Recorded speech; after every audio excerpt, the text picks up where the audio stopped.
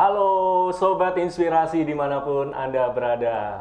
Ketemu lagi dengan saya Rudi Bonsa di channel YouTube Awal Media Nusantara. Dan kali ini kita live streaming di studio Inspirasi. Tentu saja dengan acara yang paling ditunggu-tunggu, Inspirasi. Dan hari ini sudah hadir Sobat Inspirasi. Beliau adalah Ketua Persatuan Alumni GMNI Kota Semarang, Ketua Karang Taruna Kota Semarang, dan Ketua Organisasi Kaderisasi dan Keanggotaan Badan Pengurus Daerah Himpunan Pengusaha Muda Indonesia atau HIPMI Jawa Tengah dengan tema Soekarnoisme di Era Milenial. Beliau adalah I Gede Ananta Wijaya Putra, Sarjana Teknik Magister Manajemen. Seperti apa profil beliau? Kita akan saksikan video profil berikut ini. Selamat menyaksikan.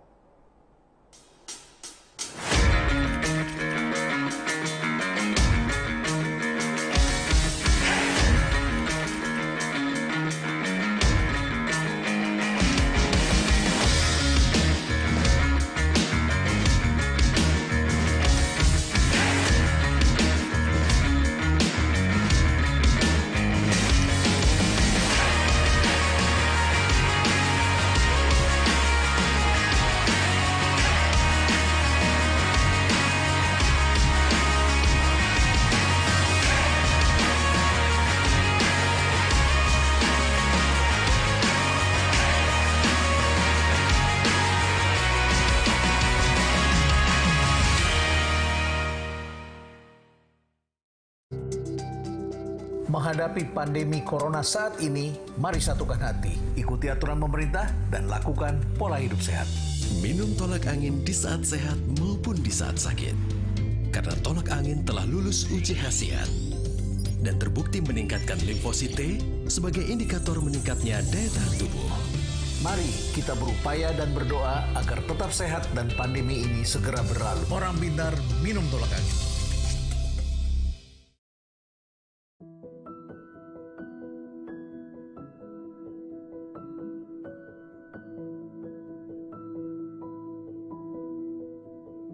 Hidup memang tak selalu sesuai harapan. Kadang di atas, kadang juga di bawah.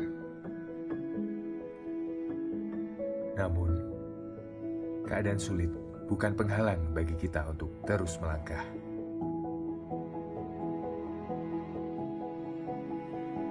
Mencari peluang baru untuk meraih semua impianmu.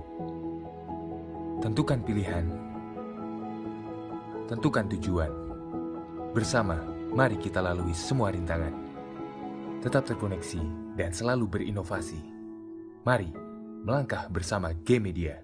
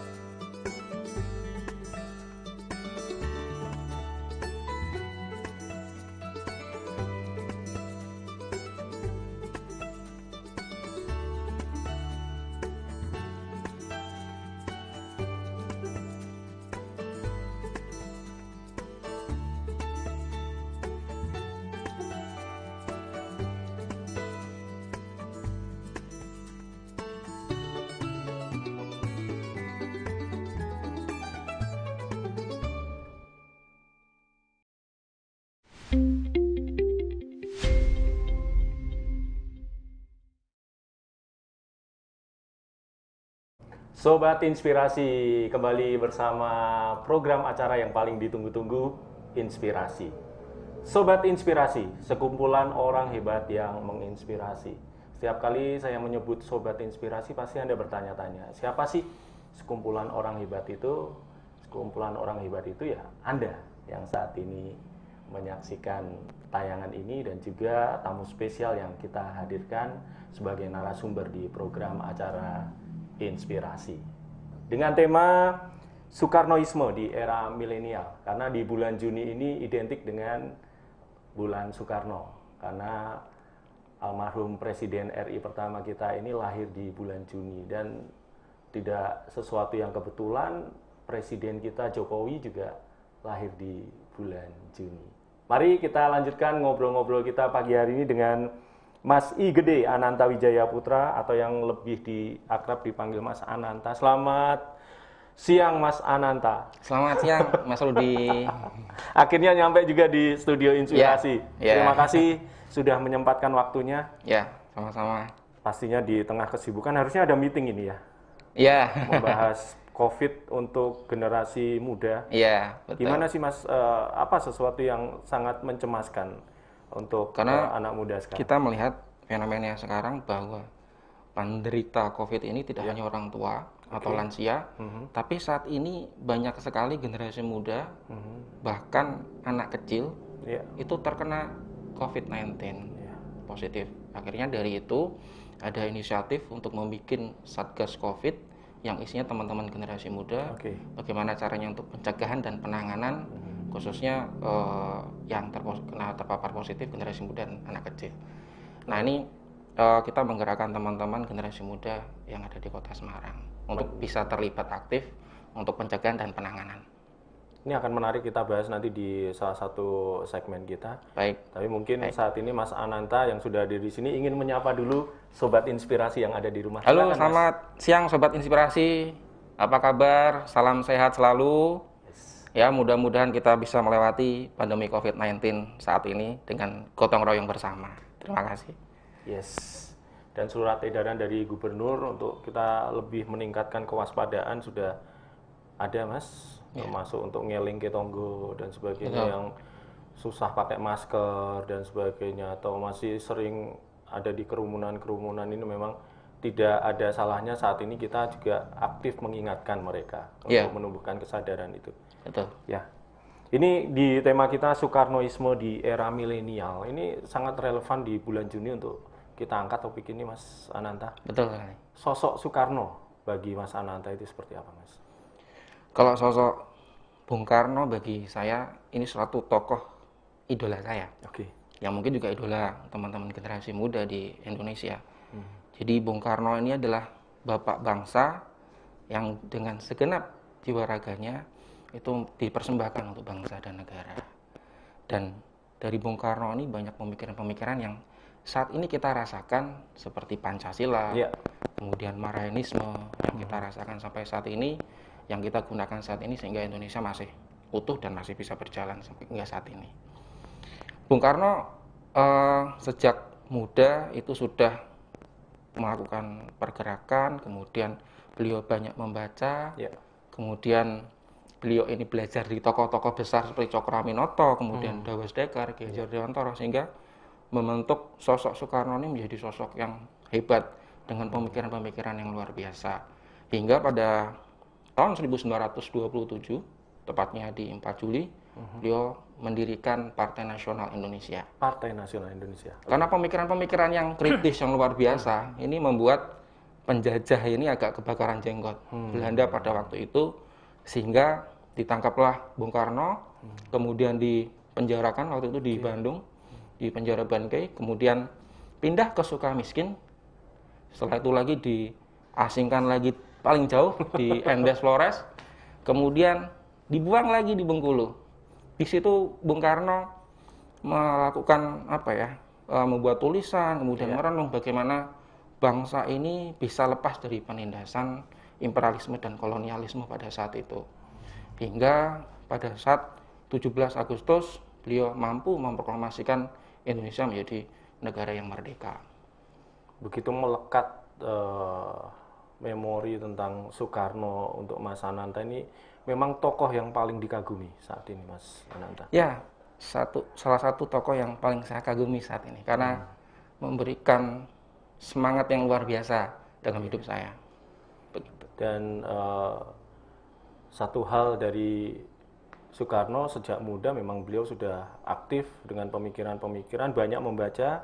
Itu pula juga yang menginspirasi Mas. Kemudian diskusi, berorganisasi, sampai bisa mendirikan partai. Dan tidak ada tokoh atau pemimpin Indonesia yang seperti Bung Karno. Karena beliau mendapatkan 26 penghargaan doktor honoris causa dari luar negeri, dari Amerika Serikat, dari Kairo, dari Uni Soviet, yang tidak bisa dicontoh oleh atau diikuti oleh pemimpin yang lain. Memang spesial Bung Karno ini. Oke.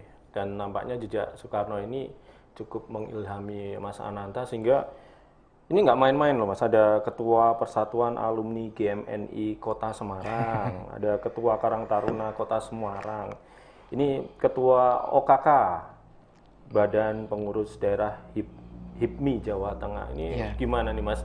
Cara mengatur waktunya, membagi tanggung jawab dan sebagainya. Jadi kok di Karang Taruna itu kan sosial Mas. Jadi saya aktif di Karang Taruna sejak saya itu aktif di Karang Taruna Kelurahan pada waktu itu.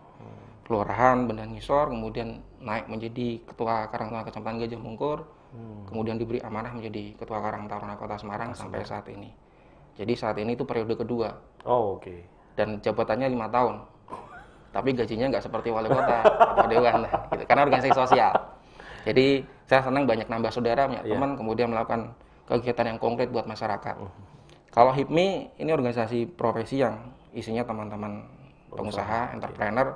Di situ biar kita mendapatkan virus-virus yang positif tentang usaha dan bagaimana mendapatkan jaringan untuk bisa berusaha. Kalau di alumni GMNI karena diberi amanah oleh teman-teman dan senior untuk bisa menjadi koordinator atau ketua, karena memang dulu di mahasiswa aktif sebagai GMNI, nah ini kemudian diteruskan lagi menjadi ketua alumni GMNI. Ya sudah, saya jalankan. Nah, bagaimana membagi waktu, karena setidaknya saya menjadi ketua, saya tahu misalnya bulan ini rapat kerja, misalnya bulan ini kegiatan A, ya besok misalnya di HIPMI ya kok bisa jangan sama bulan kegiatannya gitu waktunya. Jadi ya kita bisa mengatur kegiatan-kegiatan. Tapi kok patuh bersamaan, ya ini yang bingung Mas Adang. Jadi harus lihat segi prioritasnya, mana yang harus saya datangi dan saya ikutin. Gitu. Mendelegasikan pada wakil pengurus yang lain ya. Dan kemarin sebenarnya di tanggal 1 Juni itu ada agenda event di Simpang 5 yang terpaksa harus ditunda sepertinya Mas. Ya, jadi kemarin dengan teman-teman Karang Taruna khususnya dengan generasi muda ingin mengadakan atau memperingati Hari Lahir Pancasila di lapangan Simpang 5 Pancasila, karena kita bersyukur aspirasi kita didengarkan oleh Bapak Wali Kota, didengarkan oleh DPRD Kota Semarang untuk bisa merubah lapangan Simpang 5 ini menjadi lapangan Pancasila. Oh, itu dari teman-teman Karang Taruna? Historinya lapangan Simpang 5 itu adalah lapangan Pancasila. Dan generasi muda yang saat ini sebelum itu dirubah tuh nggak tahu lapangan Pancasila di mana. Taunya lapangan Simpang 5, taunya ya mal-mal yang ada di sebelahnya. Kalau ditanya lapangan Pancasila di mana? Oh, nggak tahu Mas saya gitu. Kayaknya di sana, kayak di sana. Nah, ini perlu dibangun, perlu diluruskan lagi bahwa sejarah di Semarang seperti apa untuk generasi muda ke depannya. Karena itu satu-satunya salah satu peninggalan dari founding fathers kita Bung Karno waktu di Semarang.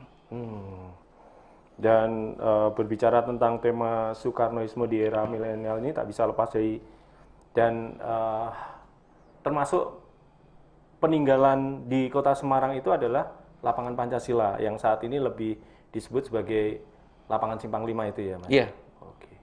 Ya, dan mungkin itu kan sejarahnya dari lapangan di Kauman itu. Itu Bung Karno agak kecewa karena lapangan itu buat kumpul masyarakat di Kota Semarang pada saat itu, tapi sudah berubah menjadi buat perdagangan dan lain sebagainya, warung dan sebagainya. Akhirnya alun-alun itu dipindah ke Simpang 5 saat ini. Yang namanya lapangan Pancasila. Kemudian dulu ada namanya Gor Pancasila kalau tidak salah di sebelah-sebelahnya. Sering untuk ajang festival musik dan sebagainya itu. Ada Baitur Rahman, saat ini menjadi Mall Ciputra. Terus ada Matahari Simpang 5 itu ya, berarti yang mengelilingi itu dulu adalah semuanya dengan simbol-simbol Pancasila pada saat itu. Luar biasa, dan saat ini saya berhadapan dengan Mas Ananta ini yang sosok yang sangat mengingat akan sejarah, bahkan tokoh yang paling dikagumi Soekarno. Beliau tahu betul bagaimana sepak terjang Soekarno mendirikan bangsa ini, dengan pemikiran-pemikiran luar biasa, termasuk melahirkan Pancasila dan Proklamasi Kemerdekaan 1945. Kita akan kembali dengan obrolan-obrolan santai bersama Mas Ananta setelah iklan berikut ini. Selamat menyaksikan. Di masa sulit ini banyak kesempatan untuk berbuat baik, tapi harus tetap jaga kesehatan. Kalau saya hanya percaya yang punya bukti ilmiah. Hasil uji khasiat membuktikan minum 2 saset tolak angin setiap hari meningkatkan jumlah sel T, indikator meningkatnya daya tahan tubuh. Yang pintar dong, pilih yang punya bukti ilmiah. Orang pintar minum tolak angin.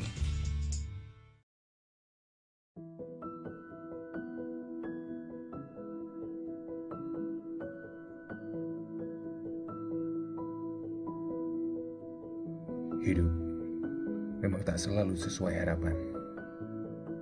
Kadang di atas, kadang juga di bawah.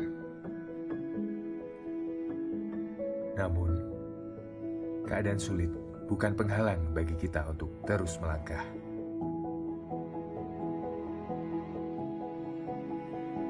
Mencari peluang baru untuk meraih semua impianmu. Tentukan pilihan. Tentukan tujuan.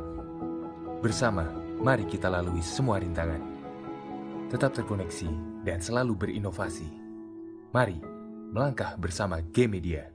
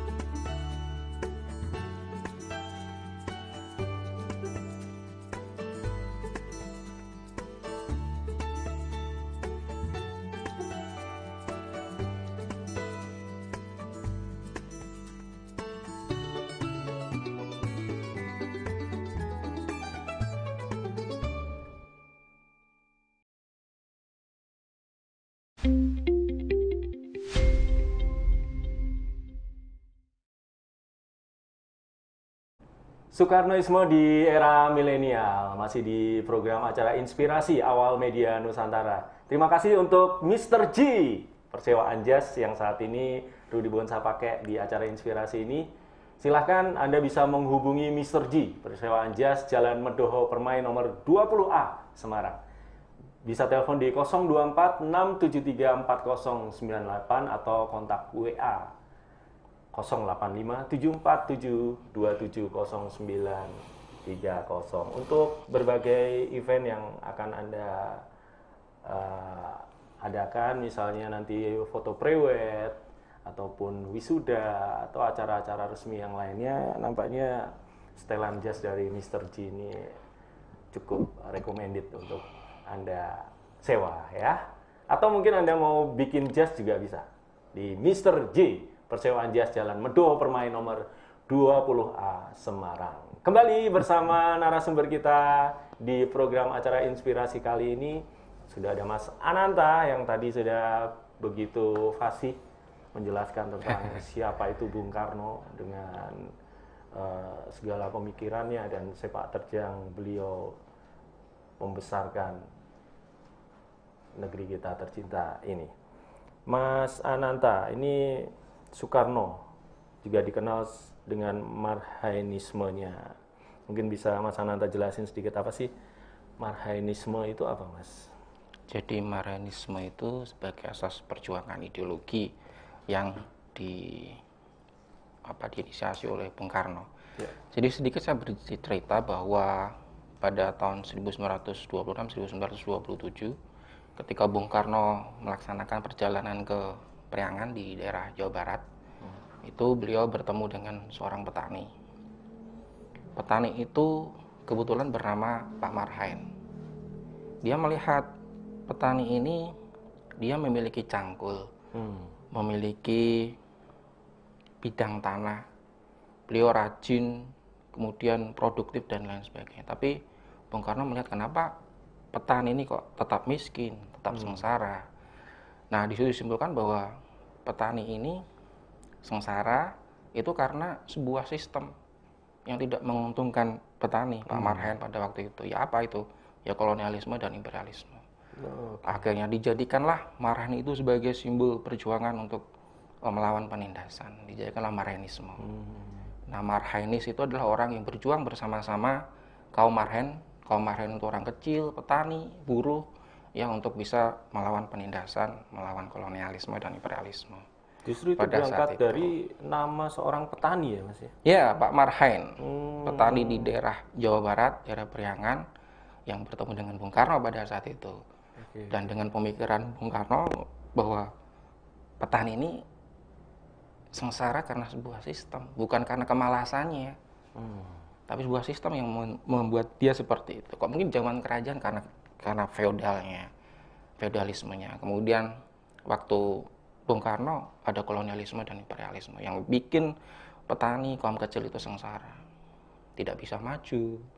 Nah, ini yang mungkin menjadi inspirasi Bung Karno bisa menjadikan Marxisme sebagai asas perjuangan, sebagai ideologi perjuangan. Dan Marxisme sendiri itu ada 3, Mas. Ada sosionasionalisme, ada sosiodemokrasi, dan ketuhanan. Sosionasionalisme adalah nasionalismenya masyarakat, nasionalisme yang mencari keselamatan masyarakat, nasionalisme yang berperi kemanusiaan, nasionalisme yang tidak terlalu mengunggulkan bangsa sendiri atau tidak chauvinisme. Kemudian nasionalisme yang bergerak ketika bangsa ini merasa dijajah. Kemudian kok sosiodemokrasi itu demokrasi rakyat, demokrasi yang berdiri di 2 kaki rakyat, demokrasi sejati, demokrasi yang mencari keberesan politik dan keberesan ekonomi. Demokrasi politik dan demokrasi ekonomi. Jadi bahwa demokrasi tidak semata-mata mencari kesetaraan politik, tapi juga mencari atau mencapai kesejahteraan masyarakat. Itulah sosiodemokrasi. Kemudian ketuhanan yang Maha Esa. Bung Karno pada saat pidato, ketika kau tidak suka dengan 5 sila, bisa diperas menjadi 3 sila. Nah, 3 sila itu ada nasionalisme, sosiodemokrasi, dan ketuhanan yang Maha Esa. Ketika diperas lagi, itu menjadi 1. Apa itu? Gotong royong. Jadi intinya Pancasila adalah gotong royong. Yang saat ini masih kita laksanakan, masih kita menjadikan pandangan hidup, menjadikan bintang penuntun terhadap segala permasalahan bangsa yang ada. Berarti memang Pancasila lahir dari pemikiran lebih dulu mana nih? Pemikiran-pemikiran tentang Pancasila atau nilai-nilai Marxisme dari Bung Karno? Nilai-nilai Marxisme. Oke. Kemudian kan dibawa nasionalis tadi. Kemudian dibawa pada sidang BPUPKI kan. Pada tanggal 28 Juni 1945 pembukaannya, kemudian dibacakan waktu pidato itu 1 Juni 1945, beliau menekankan 5 sila itu. Kemudian dibentuk tim 9 juga waktu itu. Masih bisa diperas lagi menjadi 3 sila, 1 gotong royong. Betul. Luar biasa. Dan saat ini di era sekarang, Mas, ini saya baca dari clue card yang ada pada saya, penindasan tidak bersifat fisik lagi, melainkan berbentuk ekonomi seperti mahalnya harga sembako yang tak terjangkau masyarakat miskin dan sulitnya minimnya lapangan pekerjaan yang membuat banyak angka pengangguran. Bagaimana pandangan Marxis muda dalam menyikapi masalah ini?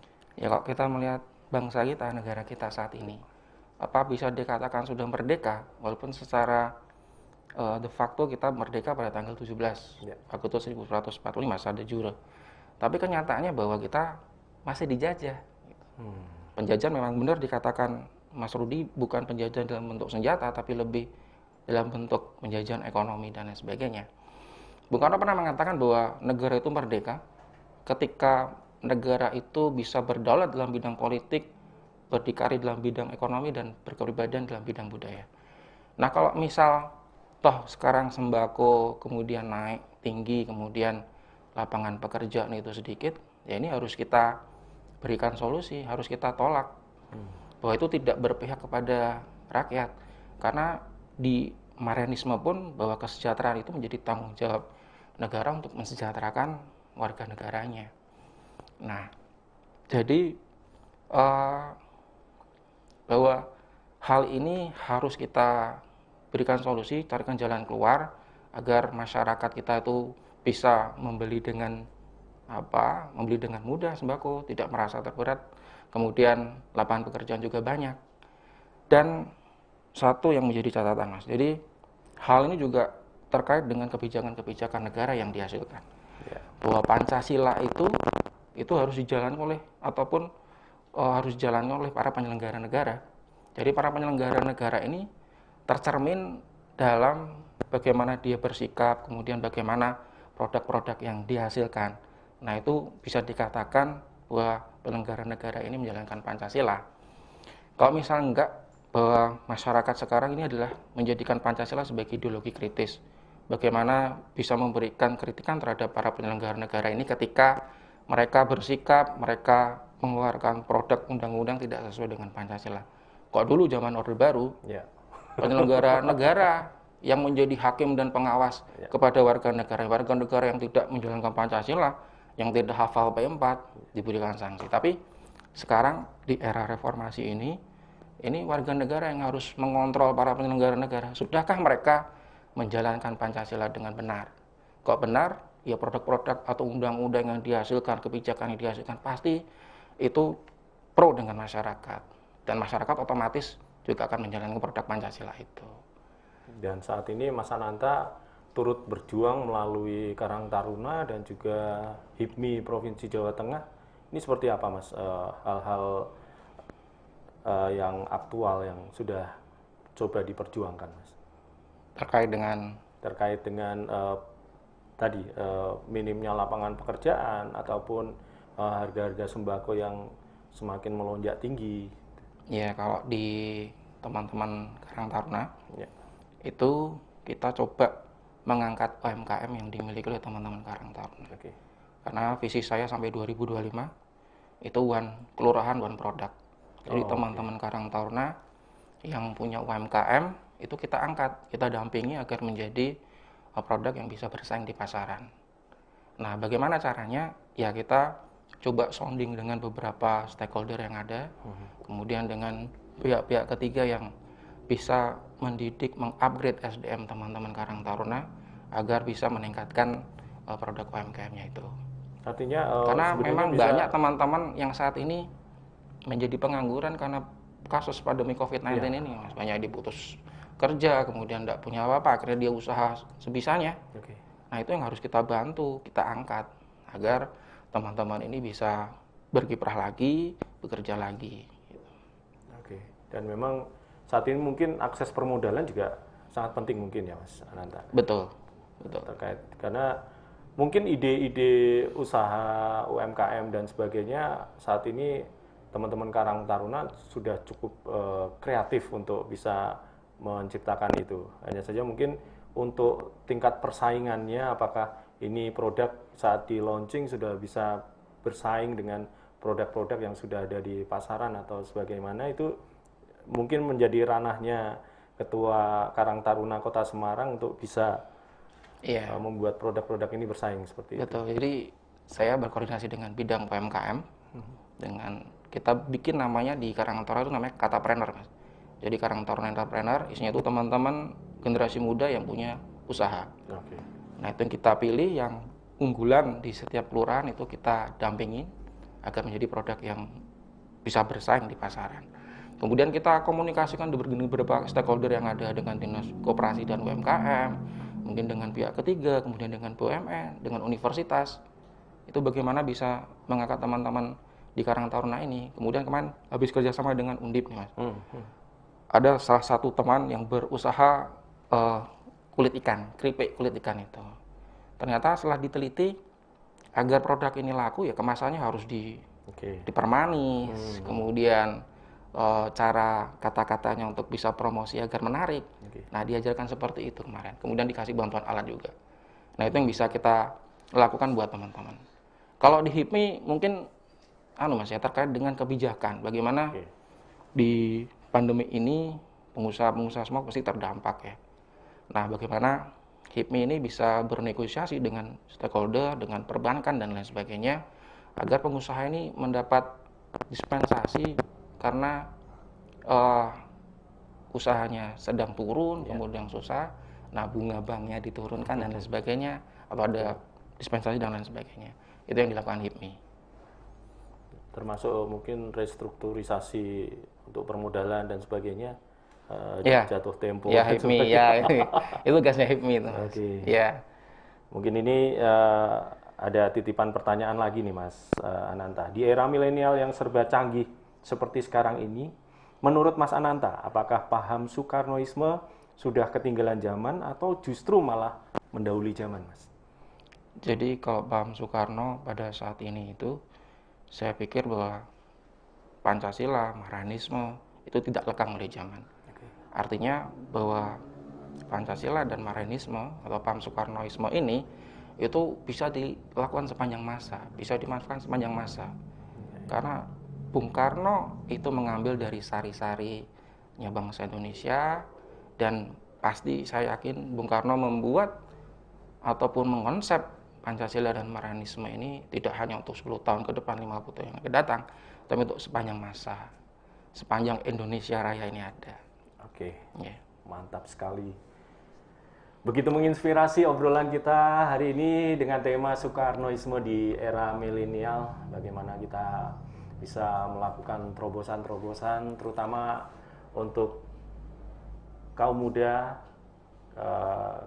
di usia produktif yang terdampak pandemi ini, bagaimana solusi-solusi agar tetap bisa bertahan dan tetap berpenghasilan di masa pandemi ini.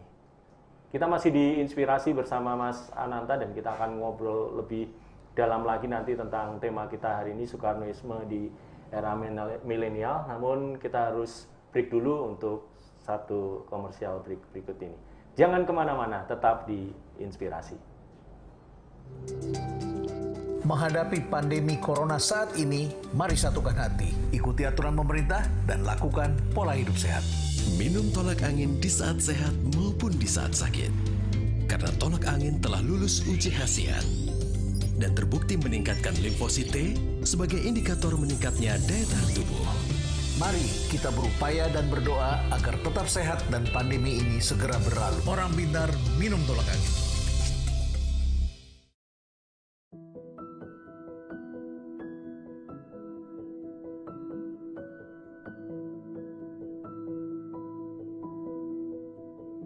Hidup memang tak selalu sesuai harapan. Kadang di atas, kadang juga di bawah. Namun, keadaan sulit bukan penghalang bagi kita untuk terus melangkah.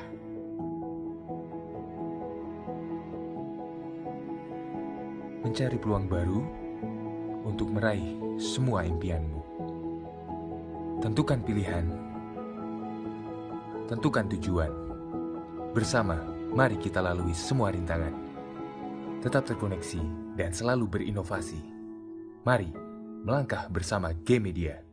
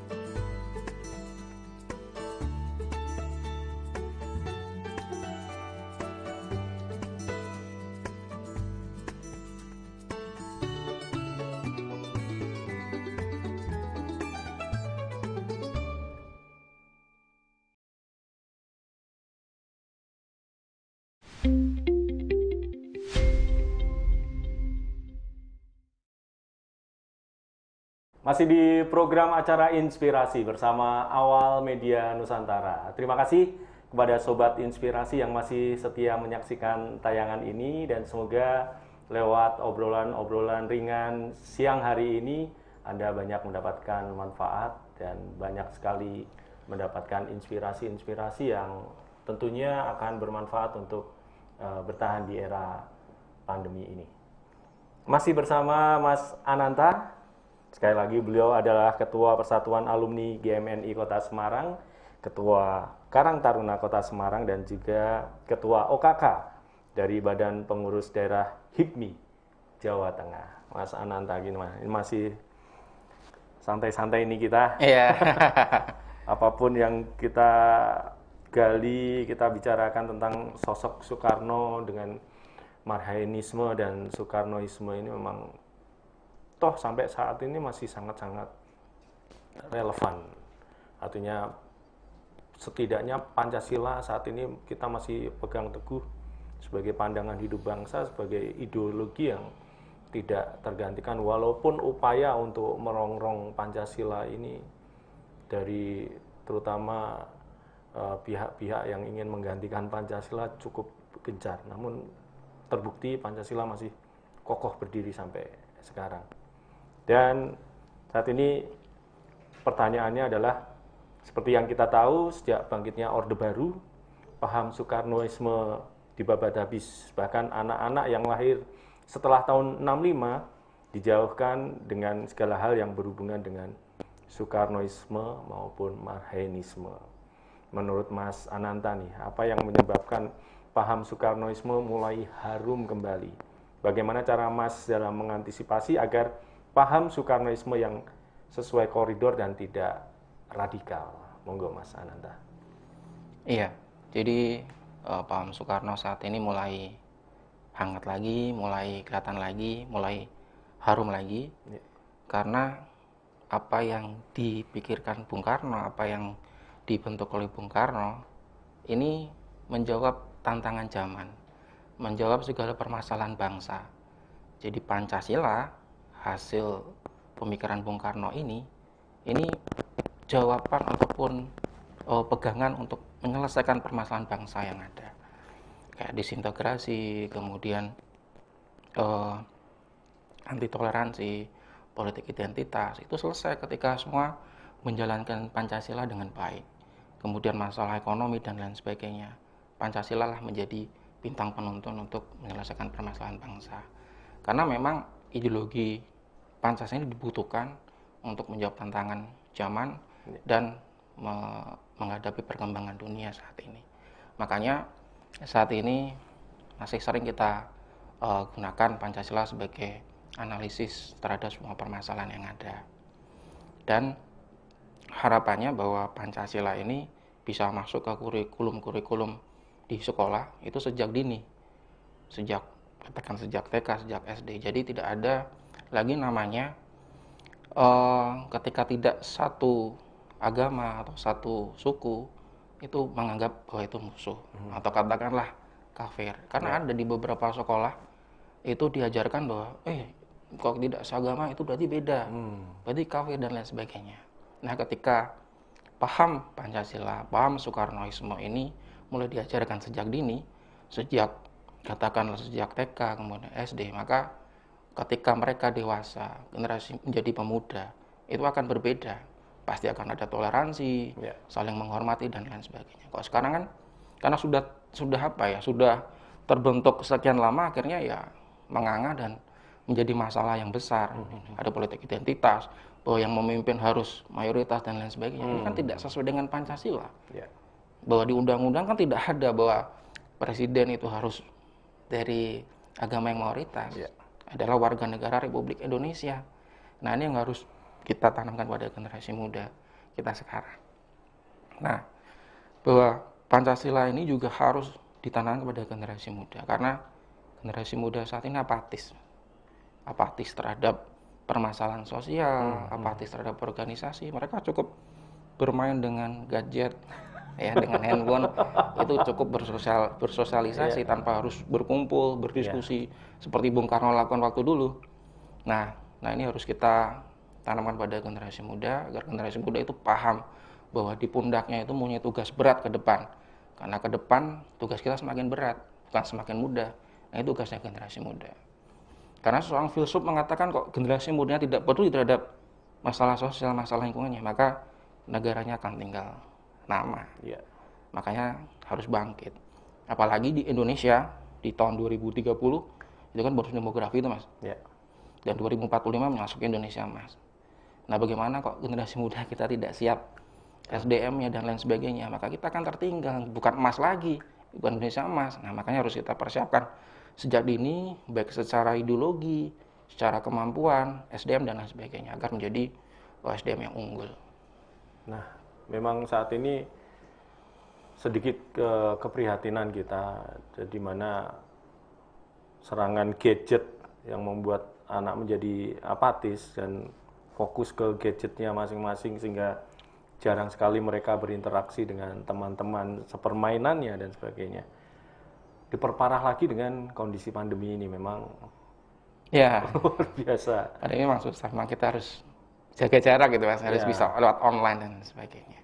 Dan tadi, Mas, yang bagaimana paham Soekarnoisme tidak sesuai dengan koridor dan tidak radikal. Radikal dalam apa nih, Mas? Kok saya bilang ajaran Soekarno tidak radikal, tidak keras. Radikal di sini adalah arti bahwa pemikiran Soekarno, analisa Soekarno itu radik itu kan akar, Mas. Ya. Jadi permasalahannya dikritisi sampai akar-akarnya, dianalisa sampai akar-akarnya. Jadi pemikiran kita sebagai penerus ideologi Bung Karno ya, pemikirannya ya harus radikal. Radikal itu ya sampai akar-akarnya kita analisa. Memang permasalahannya paham bener apa? gitu ya. Iya. Tesa, antitesa, sintesanya apa ini? Ya. Dialektikanya kan begitu. Jadi bukan terus radikal diartikan bahwa wah orangnya keras-keras nih pengikutnya Bung Karno, enggak. Ya. Urus-urus enggak. Bahwa kita kritis-kritis iya gitu. Gitu. Berikan kepadaku 10 pemuda dan akan aku guncang dunia. Iya. Tapi sekarang yang 1000 orang tua hanya bisa bermimpi, 1 orang pemuda bisa mengubah dunia. Nah, itu dia. Cuman sekarang pemuda kita ini lebih seneng goyang-goyang di satu aplikasi gitu. Satu yang memprihatinkan enggak nih, Mas Ananta? Ya kalau sekedar hiburan enggak masalah ya, Mas. Tapi tetap mereka masih memikirkan lingkungan, memikirkan bangsa dan negara ini gitu. Jadi Bung Karno ini bisa menjadi percontohan atau role of model bagi generasi milenial dalam melayani bangsa ini gitu. Jadi bagaimana Bung Karno ini menyerahkan jiwa dan raganya untuk bangsa dan negara. Dalam kutipan pidatonya kan Bung Karno pernah mengatakan, Mas, jikalau Tuhan memberikan 2 hidup buat saya, maka akan saya gunakan 2 hidup itu untuk mengabdikan pada bangsa dan negara. Nah, kan sangat luar biasa gitu. Bung Karno. Nah, ini harus diwarisi oleh generasi muda saat ini. Kepentingan negara kepentingan umum lebih besar daripada kepentingan pribadi. Nah, saat ini kan beda, Mas. Kepentingan pribadi lebih besar gitu. Apa yang negara bisa berikan buat saya, bukan apa yang bisa saya berikan buat negara Indonesia. Nah, ini harus kita rubah, harus kita edukasi teman-teman generasi muda ini. Dan terutama untuk kalangan muda, jas merah itu tadi ya. Jangan sampai lupa akan sejarah. Betul. Ini yang kita gali lagi bagaimana proses lahirnya Pancasila lewat perenungan-perenungan Bung Karno. Betul. Sampai kemarin itu sempat tempat di mana Flores itu kan termasuk NTT ya. NTT itu termasuk tempat yang bersejarah. Iya. Dan saat di sana terkena bencana ini seolah-olah kita dikembalikan lagi. Ada apa dengan bangsa ini? Apakah mulai sudah nilai-nilai Pancasilanya sudah mulai luntur atau seperti apa? Ini yang menjadi bahan perenungan kita juga. Iya, betul. Dan saat ini ada satu pertanyaan lagi untuk Mas Ananta yang lebih menghayati tentang Karang Taruna ini, Mas. Tak seperti dahulu, kegiatan Karang Taruna seperti sudah ditinggalkan. Bahkan beberapa daerah sudah meniadakan kegiatan Karang Taruna. Nanti mohon dikonfirmasi apakah betul atau salah tentang statement ini.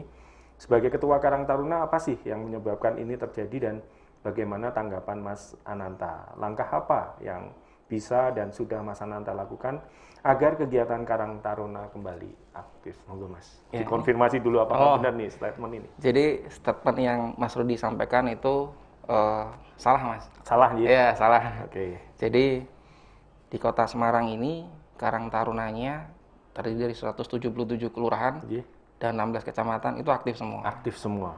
Memang kalau di kelurahan itu kurang lebih ya 60-70% yang aktif. Yang lainnya cuma kegiatan-kegiatan biasa. Dan di Kota Semarang ini Mas, di tahun 2018 itu pernah menjadi Karang Taruna berprestasi tingkat Jawa Tengah dan maju sampai tingkat nasional. Wow. Ya, dengan UMKM-nya, dengan kubenya dan lain sebagainya. Dan ini mendapat apresiasi dari teman-teman kabupaten lainnya. Karena biasanya kan kok Karang Taruna banyak di desa nih Mas. Nah, Kota Semarang kok bisa luar biasa nih, gimana caranya? Nah, ini yang mulai kita bangun di teman-teman, semangat untuk bisa bersosial lewat wadah Karang Taruna. Jadi Karang Taruna saat ini memang aktif semua, bahkan yang aktif itu sampai unit RW dan RT Mas. Jadi sangat efektif sekali ketika diajak untuk mengatasi pandemi COVID-19 ini, untuk membantu pemerintah Kota Semarang. Pencanangan satu UMKM, satu kelurahan itu menjadi harga mati ya Mas ya? Iya. Yang harus diwujudkan. Ya, kita bentuk kata planner namanya Mas. Sebenarnya tantangannya apa sih Mas? Bisa menggerakkan ada 177 Karang Taruna di kelurahan di Kota Semarang ini. Ya, awalnya sih kita melalui Mas ya, pendekatan pada teman-teman. Kita jelaskan bahwa organisasi ini organisasi yang keren bos gitu. Organisasi sebagai wadah pemuda, Karang itu pekarangan, kemudian Taruna itu pemuda. Jadi bahwa Karang Taruna itu rumahnya pemuda. Dan di situ teman-teman bisa mendapat jaringan, kemudian bisa melakukan kegiatan sosial, kemudian bisa menjadi berlatih berorganisasi. Karena Karang Taruna itu laboratorium untuk mencetak pemimpin. Laboratorium untuk mencetak pemimpin, ini menarik ini Mas. Ya, the young today is the leader tomorrow. The young today is the leader tomorrow. Ya, di Karang Taruna salah satu laboratorium untuk mencetak teman-teman jadi seorang pemimpin. Bagaimana bisa public speaking, bagaimana bisa berdiskusi, berdiplomasi dengan kelurahan, dengan kecamatan. Karena pembina, kok di kelurahan itu kan Pak Lurah pembinanya. Kok camat Pak Camat, kok di Kota Semarang Pak Wali Kota. Nah, bagaimana mereka bisa melakukan itu semua. Nah, di sini digodok nih di Karang Taruna. Bagaimana diajarkan paham kebangsaan di Karang Taruna dan lain sebagainya. Jadi banyak sekali manfaatnya. Akhirnya mereka paham dan sadar. Teman-teman yang sadarin akhirnya bisa aktif dan memberikan contoh pada yang lainnya. Dan bisa berprestasi juga. Akhirnya prestasi yang kita lakukan ini itu diapresiasi oleh Pak Wali Kota Semarang. Dengan memberikan anggaran Karang Taruna di kota, kecamatan sampai tingkat kelurahan. RT RW-nya otomatis ya Mas? Ya, ikut kelurahan. Turunan dari kelurahan ya. Ya artinya kalau saat ini, biasanya usia berapa kalau Karang Taruna? 13 sampai 45 tahun. 13 sampai 45 tahun. Sudah berkeluarga atau tidaknya? Bebas. Ya. Bisa masuk tergabung dalam Karang Taruna. Ya. Jadi seandainya kita pengen aktif di Karang Taruna, silakan menghubungi pengurus Karang Taruna di RT, mungkin nanti RW, kelurahan. Luar biasa. Ternyata Karang Taruna khususnya di Kota Semarang masih sangat aktif hidup, dan program satu UMKM di satu kelurahan tetap menjadi harga mati, tetap harus diwujudkan.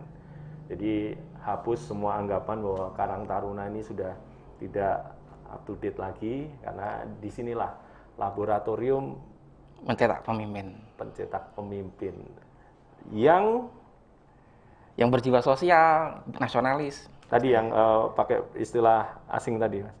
The young today is the leader tomorrow. Masih diinspirasi, namun kita harus jeda dulu.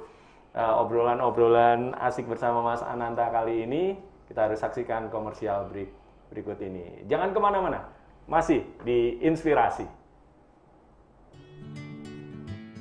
Di masa sulit ini, banyak kesempatan untuk berbuat baik, tapi harus tetap jaga kesehatan. Kalau saya hanya percaya yang punya bukti ilmiah. Hasil uji khasiat membuktikan minum 2 saset tolak angin setiap hari meningkatkan jumlah sel T, indikator meningkatnya daya tahan tubuh.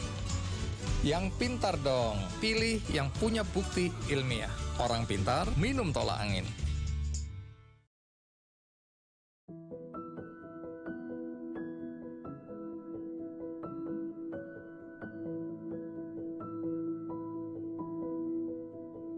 Hidup memang tak selalu sesuai harapan. Kadang di atas, kadang juga di bawah.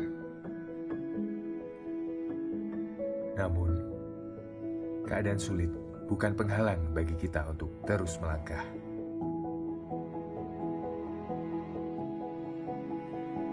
Mencari peluang baru untuk meraih semua impianmu. Tentukan pilihan, tentukan tujuan. Bersama, mari kita lalui semua rintangan. Tetap terkoneksi dan selalu berinovasi. Mari melangkah bersama G-Media.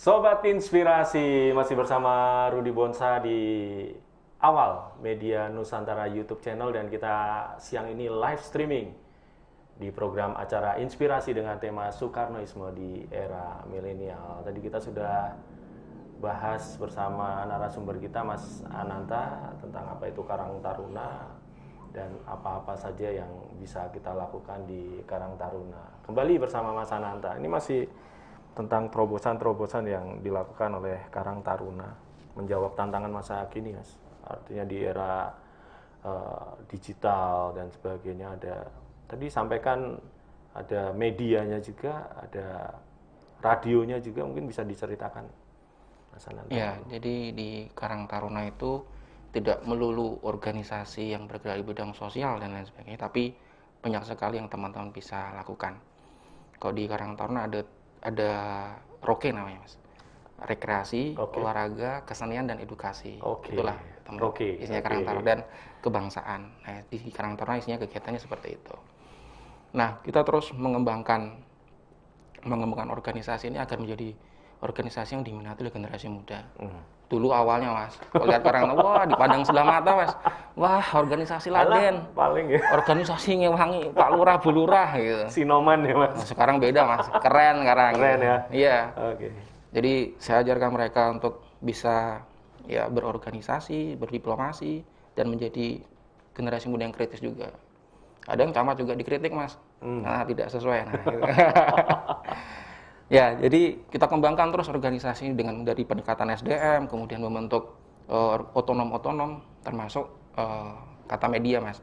Jadi kita Karang Taruna bikin namanya Kata Media, Karang Taruna Media. Jadi isinya teman-teman yang suka dengan broadcasting, dengan fotografi, dengan videografi, itu masuknya di Kata Media. Jadi Kata Media ini tugasnya mempublikasikan kegiatan-kegiatan Karang Taruna, baik itu tingkat kelurahan sampai tingkat kota. Itu platformnya YouTube, website, atau seperti apa? Ada IG Live, kemudian ada radio online. Radio online, ada Instagram dan sosial media dikelola oleh teman-teman Kata Media. Dari situ teman-teman Karang Taruna Kota Semarang ini mulai dikenal nih Mas, tidak hanya di Jawa Tengah, bahkan sampai di luar provinsi juga kita dikenal. Sampai radionya itu dari luar negeri juga banyak ikut. Di Malaysia, Arab Saudi dan lain sebagainya. Nah ini kita harus kembangkan dan harus berinovasi dan berimprovisasi untuk kebesaran organisasi Karang Taruna. Karena Karang Taruna itu keren Mas, beda sama organisasi yang lain yang saya rasakan. Karena benar-benar kegiatannya menyentuh real masyarakat. Karena mereka paling dekat dengan masyarakat, tingkat RT, RW, tahu, paham sekali lingkungan, kemudian geografi dari kelurahan tersebut atau wilayah tersebut. Maka Karang Taruna ini sebenarnya kalau stakeholder Pak Lurah, Bu Lurah itu perhatian sedikit, di Jawa generasi mau dirangkul nih gitu. Diajak mereka berkegiatan. Ada memang Mas, beberapa stakeholder atau Pak Lurah ini mereka nggak perhatian sama generasi mudanya. Dianggap ngeriwuhi lah. Dianggap wah bikin anu lah, nah, akhirnya ditinggal. Kalau yang care itu kan dirangkul, dijaga kegiatan, dijaga. Generasi muda pasti senang Pak. Diberi ruang untuk beri ruang untuk berkreasi, berinovasi. Yang dibutuhkan teman-teman muda kan gitu. Sukaannya apa? Difasilitasi. Misalnya suka dunia digital, jadi bagaimana mereka diberikan ruang untuk bisa mengekspresikan itu. Dan tiba saatnya pada saat nanti inovasi yang terus dilakukan oleh Karang Taruna Kota Semarang, bisa jadi nanti orang muda yang tidak ikut Karang Taruna bisa dibilang ketinggalan zaman nanti, Mas. Ya kan? Karena lifestyle-nya juga ikut terangkat pada saat kita bergabung di Karang Taruna. Otomatis kita bisa apapun, kita bisa explore, kita bisa aktualisasikan diri lewat Karang Taruna seperti itu. Betul. Termasuk misalnya ide-ide bisnis, pengembangan diri, kita bisa dapatkan lewat Karang Taruna seperti itu. Iya, betul. Dan yang tidak lupa mengenai Soekarnoisme di kalangan milenial pun mungkin juga mulai ditanamkan juga lewat Karang Taruna. Betul. Bukan begitu, Mas? Betul. Jadi salamnya Karang Taruna pun itu pakai salam merdeka. Karena merdeka itu adalah salam bangsa Indonesia. Bukan salam hanya salah satu partai di Indonesia, tapi salamnya orang Indonesia, salam kebangsaan kita. Mulai kita angkat lagi di Karang Taruna. Kemerdekaan sudah mulai dari RT, RW, kelurahan, kecamatan. Mulai kita ajarkan gitu. Luar biasa. Agar mereka sadar bahwa ini adalah salam kebangsaan kita dulu yang mulai terlupakan. Yang bisa menyatukan kita gitu. Nah, ini harus kita ingatkan kembali. Mas Ananta, kita sudah ada di segmen terakhir program inspirasi kita kali ini dengan Soekarnoisme di era milenial. Mungkin ada satu closing statement dari Mas Ananta, khususnya untuk Sobat Inspirasi kalangan milenial yang hari ini mungkin belum tahu nih, apa sih Soekarnoisme dan sebagainya. Monggo, bisa disampaikan Mas. Halo teman-teman muda Kota Semarang yang saat ini menonton program ini, mari kita sebagai generasi muda harus merubah diri, meningkatkan SDM kita, kemudian peduli terhadap lingkungan kita, agar kita menjadi generasi muda yang unggul, apalagi di tahun 2030 kita memasuki bonus demografi dan 2045 kita memasuki Indonesia Emas. Bahwa kita harus siap menjadi generasi muda, siap menerima tongkat estafet sebagai pemimpin di kemudian hari. Mari kita bersama-sama bergotong royong untuk bangsa dan negara. Mari gotong royong ini gelorakan di dalam hati setelah setiap generasi milenial di Kota Semarang. Terima kasih, selamat siang. Mantap, boleh tepuk tangan sekali lagi untuk Mas Ananta. Semoga gotong royong tetap bisa kita gelorakan di setiap hati masyarakat. Itu menjadi penutup dari statement Mas Ananta, sekaligus menutup obrolan kita, obrolan santai kita tentang Soekarnoisme di era milenial di program acara Inspirasi. Semoga apapun yang sudah kita bahas hari ini benar-benar bermanfaat untuk Sobat Inspirasi yang setia menyaksikan acara Inspirasi siang hari ini. Sekali lagi terima kasih Mas Ananta. Sama-sama. Sukses untuk meeting-meeting, rangkaian meeting terkait dengan menghadapi pandemi untuk kalangan milenial. Sukses juga untuk Mas Rudi. Sehat selalu. Salam buat teman-teman Karang Taruna, teman-teman HIPMI Jawa Tengah. dan juga teman-teman GMN, alumni GMNI. Ya. Sukses untuk Mas Ananta. Siap. Oke, sekian dulu Sobat Inspirasi. Akhirnya saya Rudi Bonsa dan Mas Igede Ananta undur diri. Selamat siang dan sampai jumpa. Oke.